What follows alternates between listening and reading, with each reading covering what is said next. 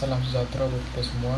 Pada kesempatan kali ini, kami dari kelompok 4 akan mempresentasikan hasil diskusi kami tentang pengenalan alat BMKG sebagai tugas akhir praktikum klimatologi hutan.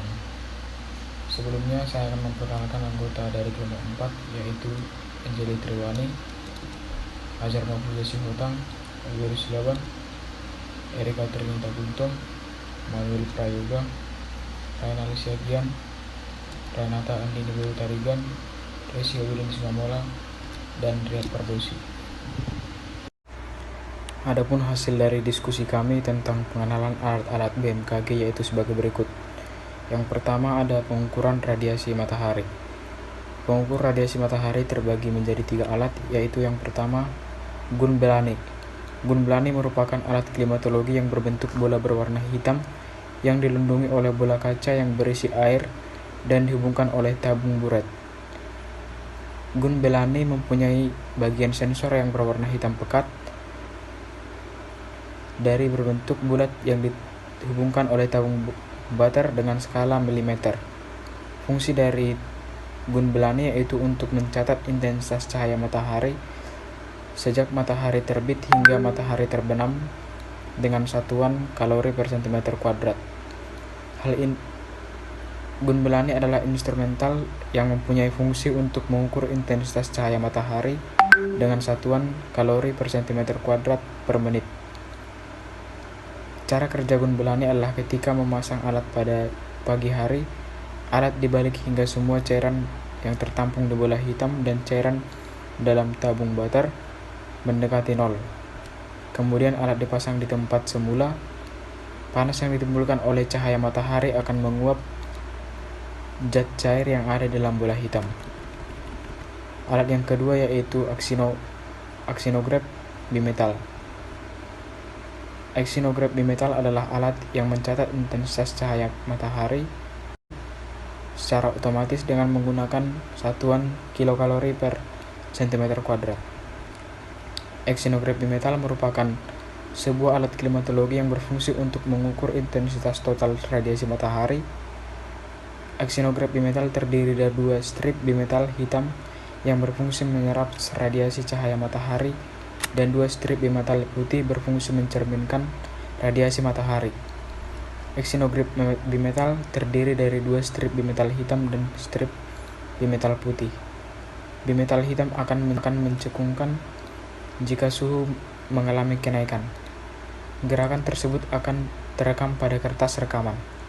Cara kerja dari aksinograf bimetal adalah apabila suhu naik akibat radiasi matahari, maka strip hitam akan melengkung. Aksinograf bimetal mencatat perbedaan temperatur pada keping bimetal hitam yang terkena langsung sinar matahari, dan keping bimetal putih tidak akan terkena sinar matahari secara langsung untuk mengukur radiasi matahari total harian. Dan yang ketiga yaitu solarimeter. Solarimeter adalah alat untuk mengukur intensitas cahaya matahari yang diukur meliputi radiasi global atau radiasi langsung dan radiasi baur. Solarimeter merupakan alat yang digunakan untuk mengukur radiasi total yang terdiri dari radiasi langsung dan radiasi difusi yang memiliki sensor termopil. Cara kerja dari solarimeter adalah jumlah energi radiasi matahari diukur, kemudian dihubungkan ke circuit thermogenestance yang mengubah besaran panas menjadi perbedaan tegangan potensial yang dapat dianalogikan sebagai besaran intensitas radiasi global. Solarimeter yang mempunyai fungsi untuk mengukur intensitas radiasi matahari sangat berpengaruh terhadap pertumbuhan tanaman pada proses fotosintesis tanaman.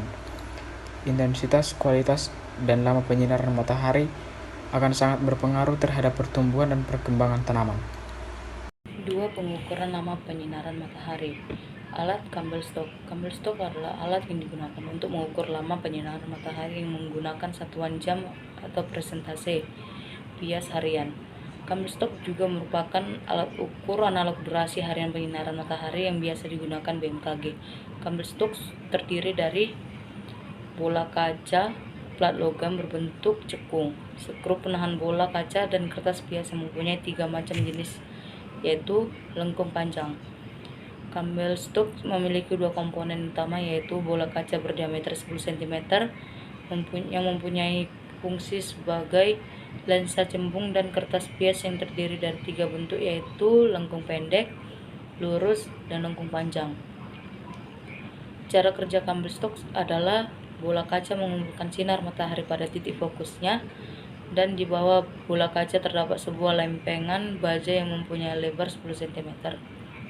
Jika matahari bersinar terang, maka akan dapat membakar bias yang menunjukkan intensitas dan berapa lama matahari bersinar mulai terbit hingga terbenam. Kemudian alat yang ketiga yaitu pengukur suhu dan kelembapan udara. Yang pertama, psikrometer standar. Psikrometer standar merupakan suatu alat yang berfungsi sebagai pengukur suhu dan kelembapan udara. Ada 4 termometer penyusun psikrometer standar, yaitu termometer bola kering menunjukkan suhu udara, termometer bola basah digunakan mencari kelembapan udara dengan bantuan tabel, termometer maksimum dan termometer minimum, serta dilengkapi dengan PC evaporimeter yang dapat mendeteksi laju angin, pasir, dan debu. Cara mengukur kelembapan udara dengan alat psikrometer standar adalah dengan melihat waktu pembacaan termometer bola kering, kemudian membaca termometer bola basah. Psikrometer standar diletakkan pada tempat yang tidak terkena radiasi surya dan bumi secara langsung. Dan yang kedua yaitu termohigrograf. Termohigrograf adalah alat mengukur suhu udara yang dapat merekam setiap perubahan suhu udara. Termohigrograf diletakkan pada tempat yang terlindung dari sinar matahari secara langsung. Skala pada termohigrograf yaitu skala bagian atas yang berfungsi mengukur kelembapan udara dan skala bagian bawah untuk mengukur suhu udara. Perkenalkan, nama saya Erika Trinita Gultom dengan NIM 20120101014 dari kelompok 4.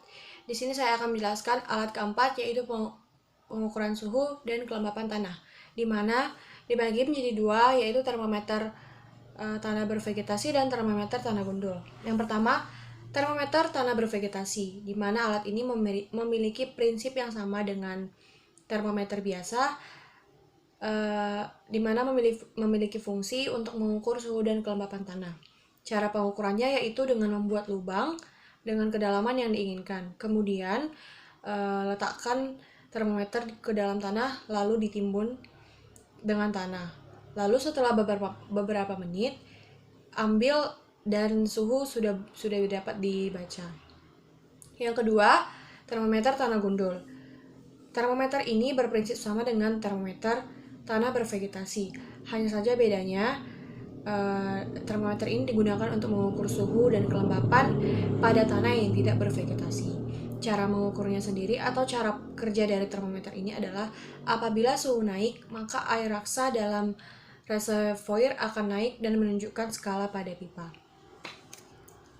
Yang kelima yaitu ada alat pengukuran tekanan udara. Yang pertama itu barometer. Barometer adalah sebuah alat yang digunakan untuk mengukur tekanan udara. Barometer umum digunakan dalam peramalan cuaca, di mana tekanan udara yang tinggi menandakan cuaca yang bersahabat, sedangkan tekanan udara yang rendah menandakan kemungkinan badai. Yang kedua ada barograf, yaitu barometer aneroid rekaman. Sebuah pencatat tekanan udara digunakan untuk memonitor tekanan. Pointer dalam barometer aneroid diganti dengan pena. Ini menghasilkan kertas atau foil grafik disebut biogram yang mencatat tekanan udara dari waktu ke waktu. Yang keenam ada alat pengukur arah dan kecepatan angin. Yang pertama, anemometer. Anemometer merupakan alat pencatat arah dan kecepatan angin. Kecepatan angin dapat dinyatakan dalam satuan meter per sekon dengan sebuah alat yang disebut anemometer. Anemometer dapat mendeteksi kedatangan badai dan topan sehingga dapat meminimalisir dampak yang mungkin ditimbulkan.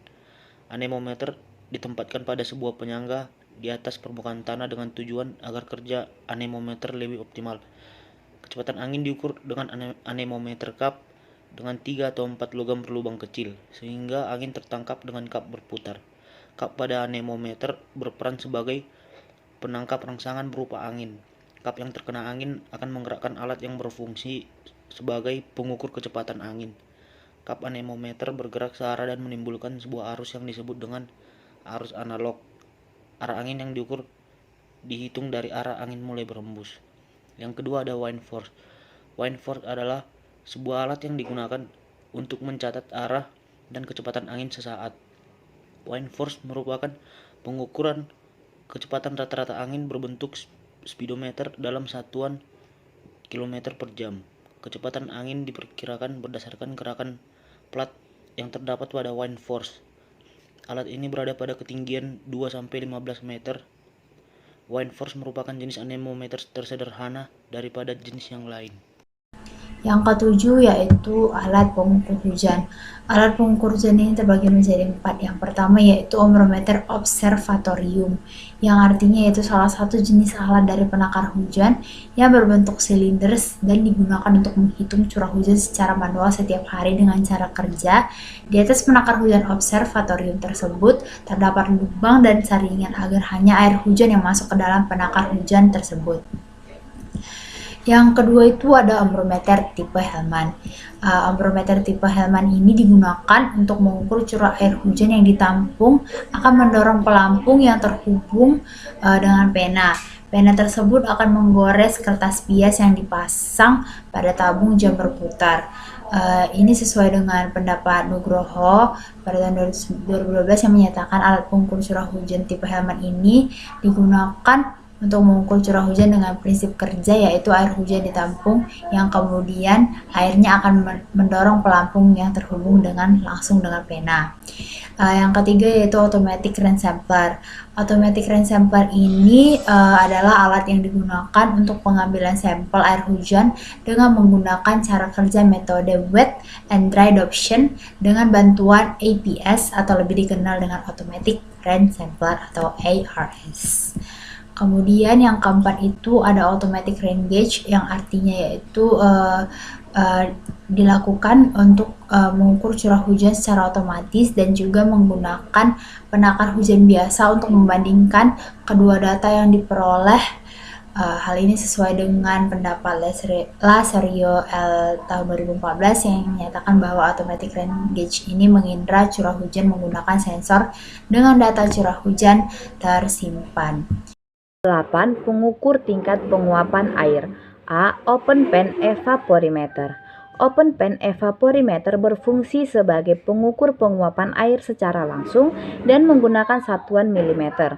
Hal ini sesuai dengan pendapat Rainer tahun 2006 yang menyatakan bahwa open pan evaporimeter digunakan untuk mengukur tingkat penguapan, yaitu dengan menggunakan wadah air terbuka untuk menghitung potensi evapotranspirasi dengan akurat.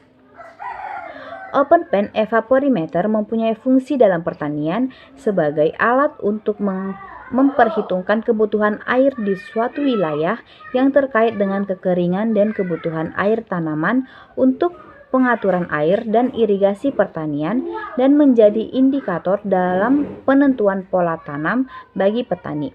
Hal ini sesuai dengan pendapat Wati tahun 2015 yang menyatakan bahwa open pan evaporimeter dapat memperhitungkan perencanaan kebutuhan dan pemanfaatan air di suatu wilayah terkait kekeringan dan kebutuhan air tanaman untuk pengaturan air dan irigasi pertanian.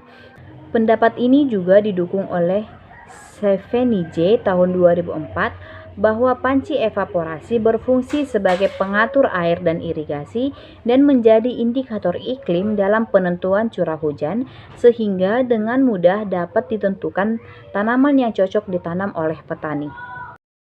Yang kesembilan ada alat pengukur tingkat kualitas udara, yaitu High Volume Sampler. High Volume Sampler adalah alat yang digunakan dalam pemantauan kualitas udara dengan mengamati suspend partikel matter atau SPM, ozon permukaan, dan aerosol. Hal ini sesuai dengan pendapat Aminah tahun 2007 bahwa high volume sampler berfungsi sebagai alat ukur adanya kadar unsur atau senyawa yang tidak diinginkan yang berada di udara. Sampel pengamatan tersebut kemudian akan diamati dan dihitung konsentrasinya dengan cara sampel akan dihisap dan mengalir melalui kertas filter. Debu yang menempel pada kertas filter kemudian ditimbang pada saat sebelum dan sesudah sampling. Catat flow rate dan waktu lamanya sampling agar mendapatkan konsentrasi sampel tersebut. Hal ini juga sesuai dengan pendapat Puri Wigati pada tahun 2010 yang menyatakan bahwa partikel debu yang ada di udara akan dihisap oleh kertas filter berbahan fiberglass. Kualitas udara memiliki peran di bidang pertanian. Oleh karena itu, high volume sampler secara tidak langsung memiliki peran di bidang pertanian. Demikianlah hasil diskusi kami tentang pengenalan alat-alat BMKG. Saya mewakili teman-teman kelompok 4. Mohon maaf apabila terjadi kesalahan baik dari perkataan maupun tindakan. Atas perhatiannya kami ucapkan terima kasih.